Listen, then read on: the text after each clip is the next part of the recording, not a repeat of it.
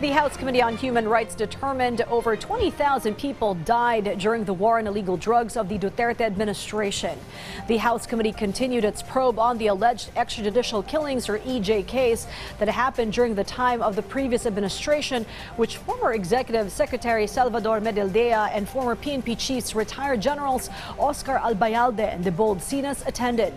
Human Rights Panel Chair Representative Bienvenido Abante Jr. said they have no other intention but to ferret out the truth. Free Legal Assistance Group head attorney Shell Diokno presented data they collected on the war on illegal drugs and called for justice. There has been much debate about how many persons have been killed in the war on drugs during the last administration. Some of the estimates have been as low as 12,000. While the NGOs have put the figure at about 30,000. But there is one number that is unassailable because this comes from the Office of the President and was cited in an extended resolution of the Supreme Court. And that number is 20,322 persons killed in the war on drugs. Who is the president you're referring to? The former President Rodrigo Roa Duterte, Your Honor. I'm quite surprised with the sweeping statement of Attorney Diokno.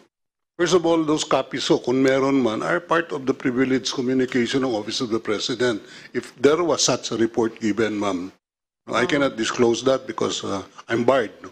Kasi sir, maraming may 3,000 na pinatay, merong 6,200.